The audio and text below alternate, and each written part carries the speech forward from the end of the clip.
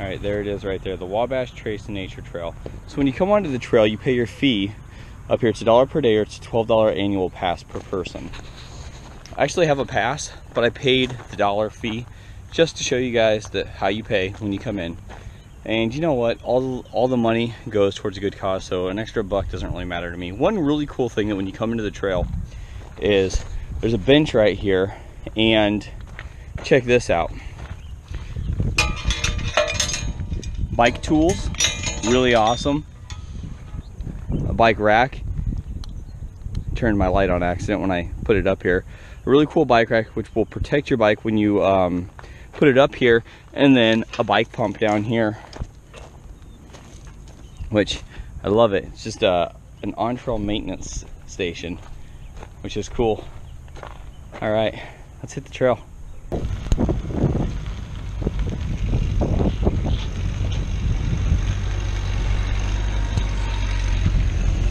I just wigged with my camera.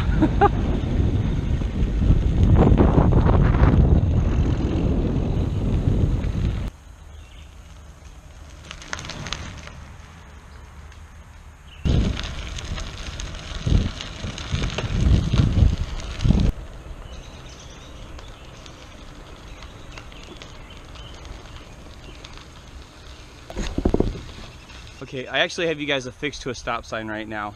Now, when you come in through the trailhead, there's a sign on your right-hand side that says, "Got lights."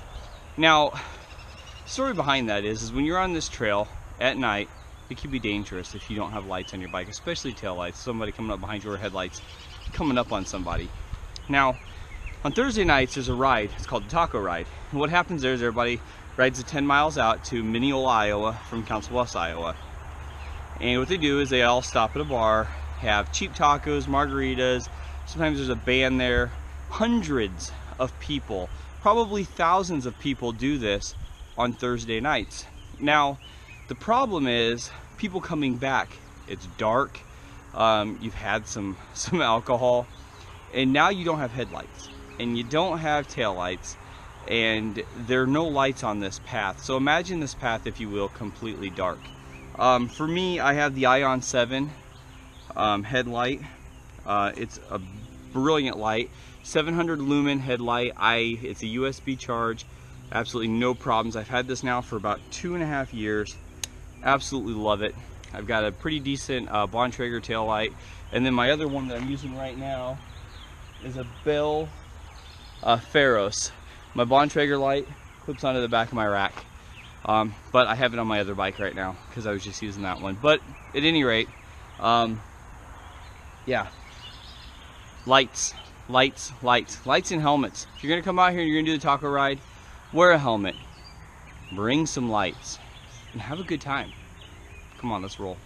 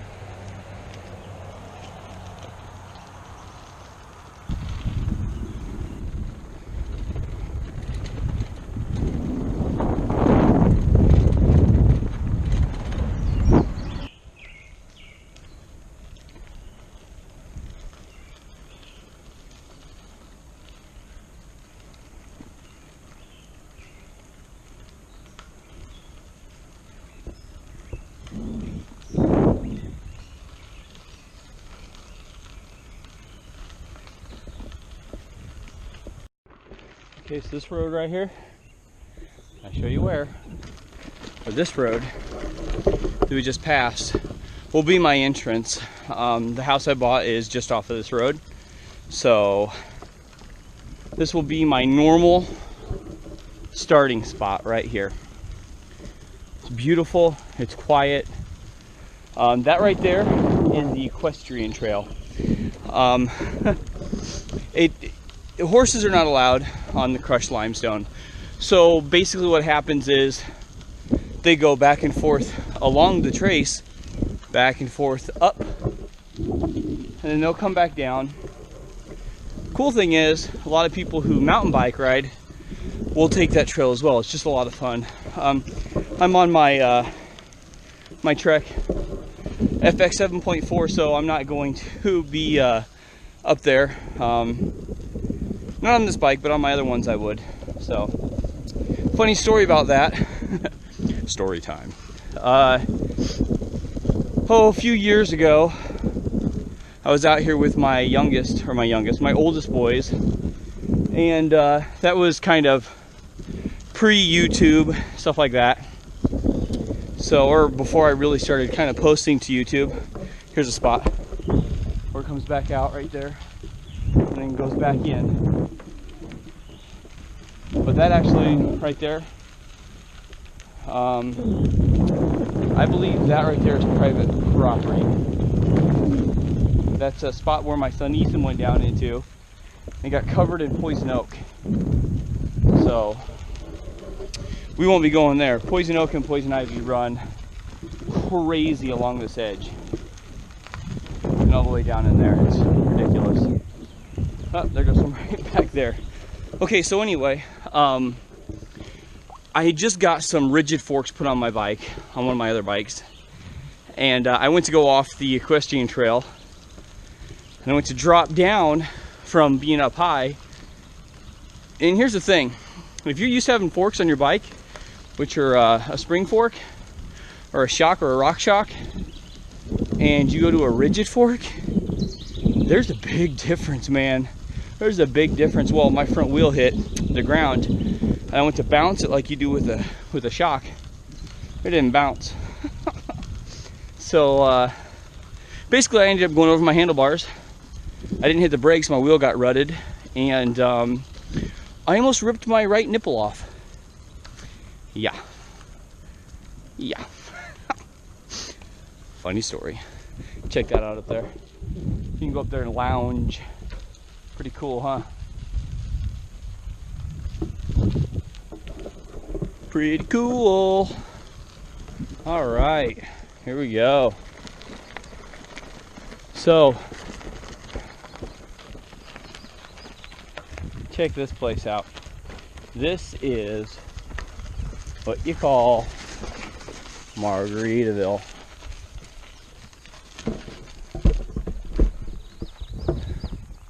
This is right about at the 6 mile mark, and what it is is if you're doing the taco ride, this is where you stop. It's where you have a couple cocktails at. A lot has changed, which is cool, but it's good because this is a good change. I'll show you something kind of funny. I'm gonna park the bike right here next to this porta potty. Somewhat in the sun. I am using my, actually I'm gonna move the bike.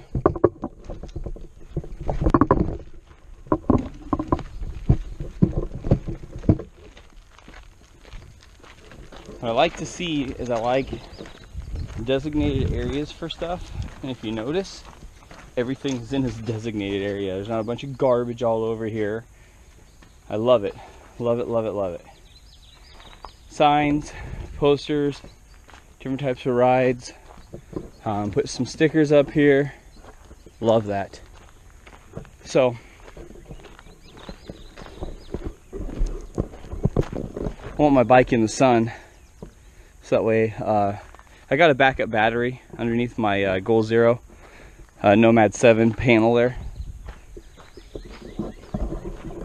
So a long time ago, before this porta potty or anything like that was here, my boys and I were out here, and we came down this little trail that I'm walking down right here, all the way down here.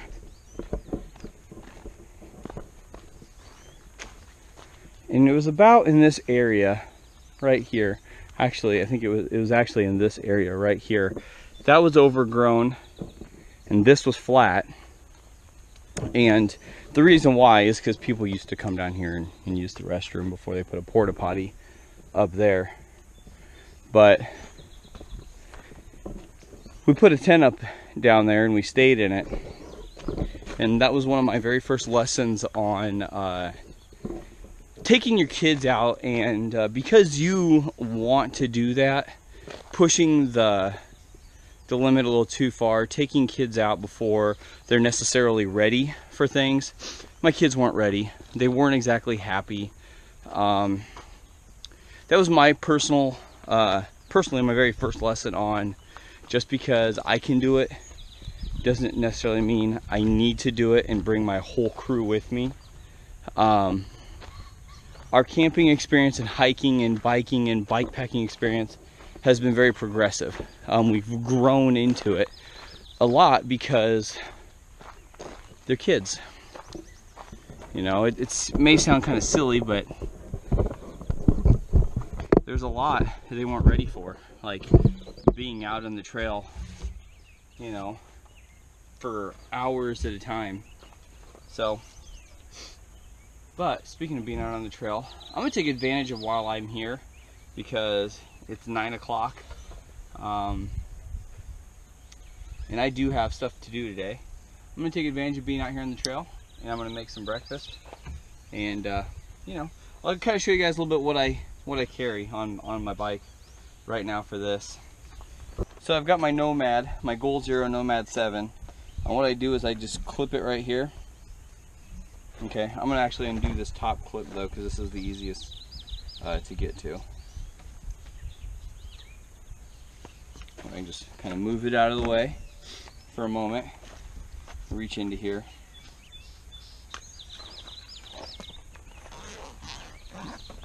This bag I got, believe it or not, at the Goodwill.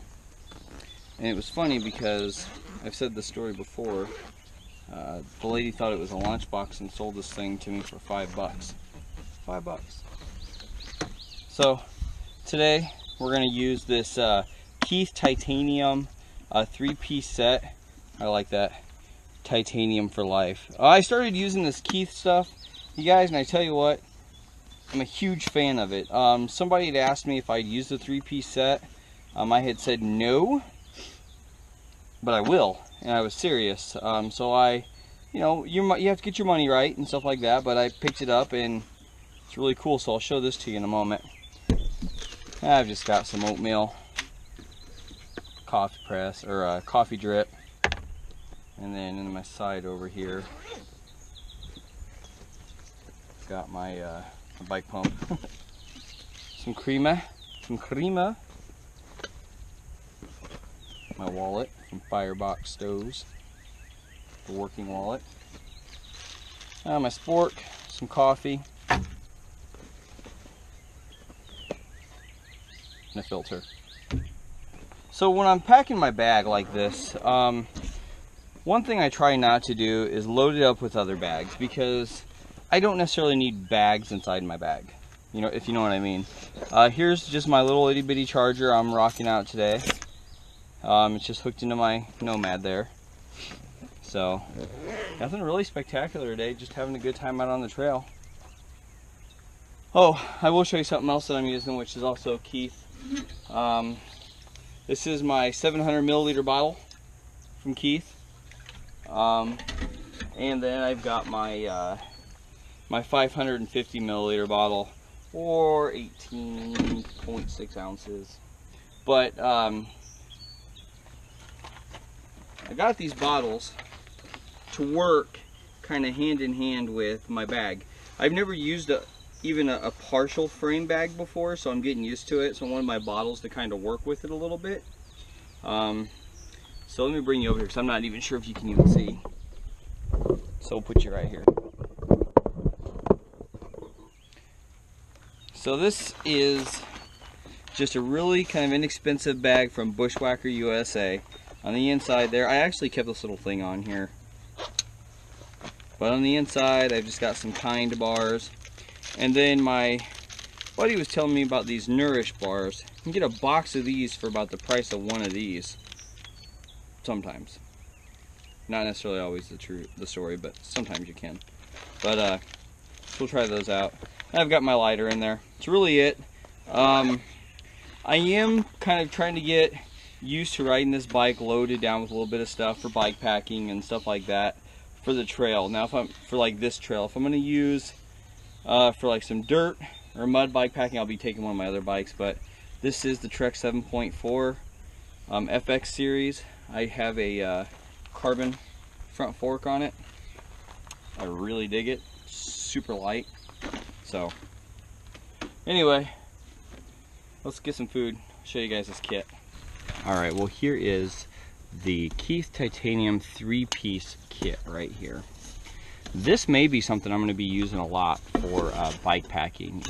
I like the size, I like the weight. Obviously it's titanium, but so far it looks like it's, you know, pretty useful. Let's check it out. So there's a 1.2 liter 40.6 ounce base pot here. This lid, now this thing doesn't come packed like this originally. I have it full of stuff, and I actually have some carbon felt in here because I don't like the noise of rattle when I'm riding. So so this top, let's call it a drinking or a bowl per se. Check that out. That's 400 milliliters, and it works as a lid. And how the ridge of this pot opens up, the lid fits right down in there, so it's a nice secure fit.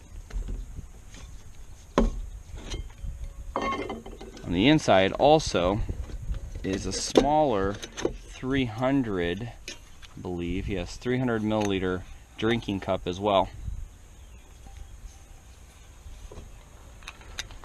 How you doing? People think I'm going crazy talking to myself out here. So this could actually be quite useful. I do like the size. I'm gonna put my coffee in this. So, but now what I have in here isn't necessarily what I'd always carry, but I thought it was really cool that it fit perfect in there. No problem. Not a lot of banging around either because I have this bottom piece on it. So, attached to the bottom of this fuel canister, I have the Optimus Crux stove. Fits right in there real nice. This is the large fuel canister, guys. You can see that there. This is just, I picked this up. This is a 230 grams. I picked this up at, I think, Walmart. Just some generic fuel, Primus. But you've seen how my little stove fit down inside of there. Open this up. Had the stove for a lot of years. The Optimus Crux. Really like it. It's fairly lightweight. There's nothing wrong with it. I've never had any problems with it. No lighting issues. Nothing. Absolutely nothing. It's been good.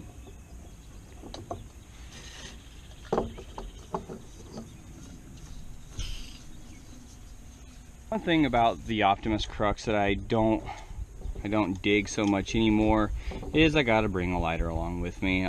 Maybe I've got spoiled from using my Jetboil Minimo, which I love that kit.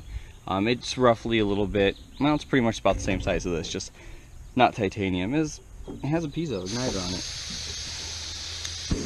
There we go. Not a huge deal, but still.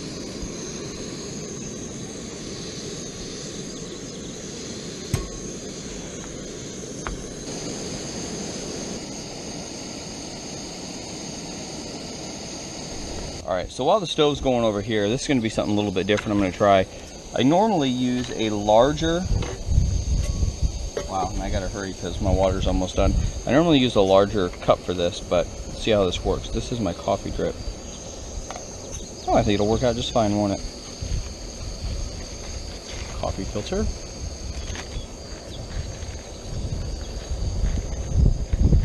I really would like to get away from using a coffee filter, but I just like the portability of this dang thing.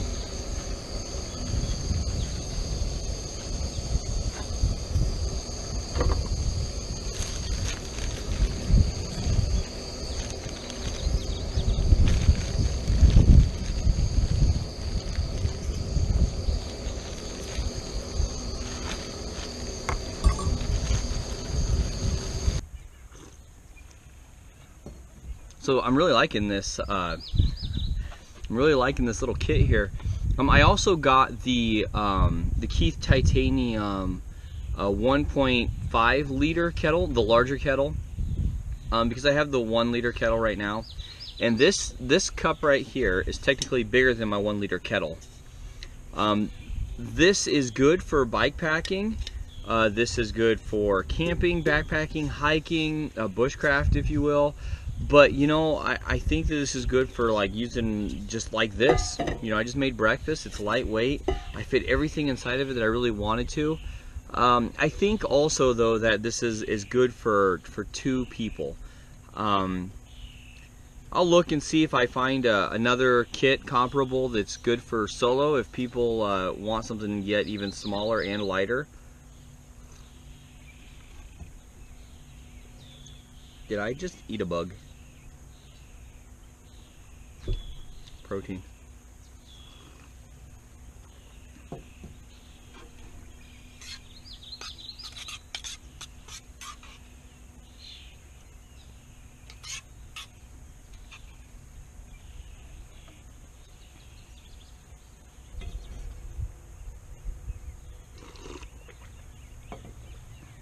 I'm really liking the workability of this Keith kit here. It's lightweight. I've got the 400 milliliter, the 300 milliliter, and then this monster pot. I was asked if I had this kit by somebody in one of my Stoveaholic group, actually, is what it was in, and I had said no. I looked into it and I said, but I will get it, because the main question that was kind of burning with that was, could you bake in this? I think, let me finish my coffee here. I think you could possibly use this as a baking dish. Folding the handles in, like this. I'd have to come up with a spacer, okay, a bottom here, and then just drop it in there, like that. It's a good fit. You'll get good heat flow around the outside, around the top obviously, and then this lid would fit right on top of it. Not necessarily for horizontal baking, this would be more for vertical baking, but you'd have to find a way to keep the lid on, but you could probably use it for horizontal baking as well. I have the hiccups. Now, almost all my gear gets used on a campfire, so I'm not going to say I'm not going to use it, but I'm really liking this for like an alcohol stove option, for a burner stove option, you know, like a like my gas here. I want to take this off. It's really warm out. Oh, here comes the guy listening to his radio going. I want to say hi to him.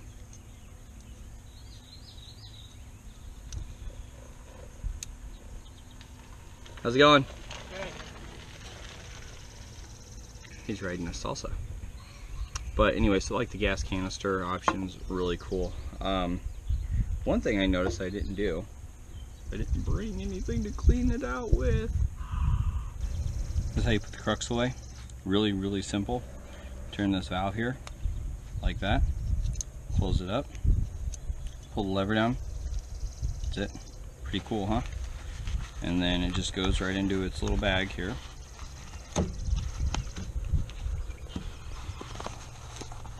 Make sure it's all nice and covered up.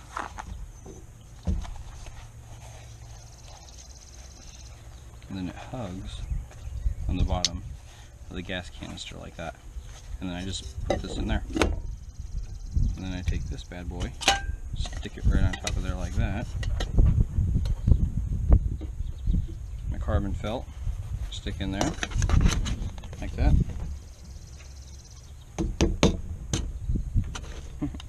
There's pressure on it. I am holding it on there. So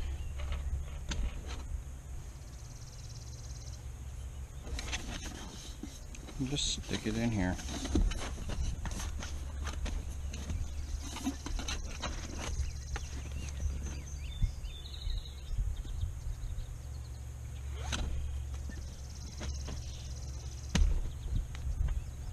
Dig it.